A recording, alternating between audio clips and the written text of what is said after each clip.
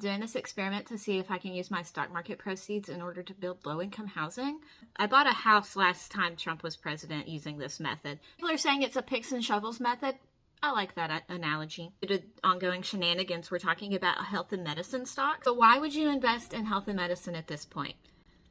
Retail establishments may fall, but grandma's always going to need a new hip. And technology is moving super fast. I personally never thought that in my lifetime we would cure sickle cell anemia or like Huntington's disease.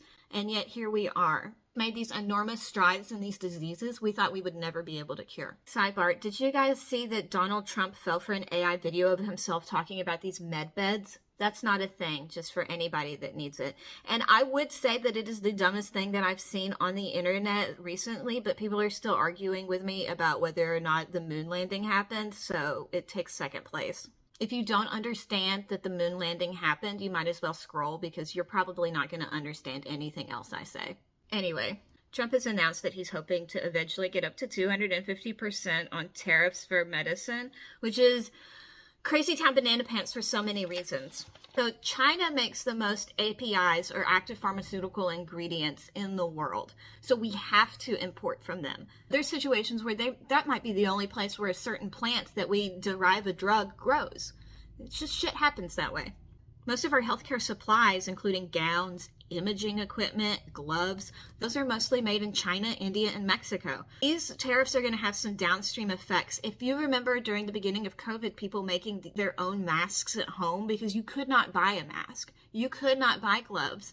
I cannot smell tequila without gagging now because the only hand sanitizer I could buy was made from tequila. It smelled like tequila. We're heading that direction. American Health Association and the Association of American Medical Colleges have asked the government for health supply and medicine exemptions, but to no avail. The U.S. imported $75 billion just in medical devices and supplies last year. There are already 270 drugs on the drug shortage list. Eli Lilly, Roche, and Novartis have pledged $100 billion combined to manufacture supplies here, but between that, several pharmaceutical manufacturers and health supply manufacturers have pledged hundreds of billions of dollars to build manufacturing plants and expand manufacturing plants here in the United States, but it's not going to be enough to lower costs or to keep costs low for United States citizens.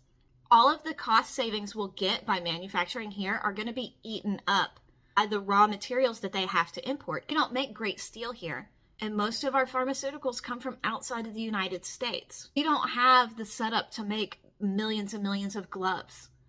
It's just not something we're set up to do here. We moved all of our manufacturing offshore decades ago. It would take a long time and a lot of capital in order to create those same kind of facilities here, and you have to find the people willing to work in them. We're running out of workers for multiple reasons at this point. Between 2005 and 2023, 146 rural hospitals closed, and 700, or a third of the ones that are left, are at risk of closing in the near future. Now is the time to get healthy because you're not going to have a lot of help later. I am not a financial advisor. I don't know what I'm talking about. I'm a bitch on the internet. I don't even work in the financial world. I work as far away from finances as possible. I did briefly work in an accountancy office and they called me Hiroshima. You can guess why. If there's another industry you think I should be looking into, let me know in the comments. Otherwise, toodles.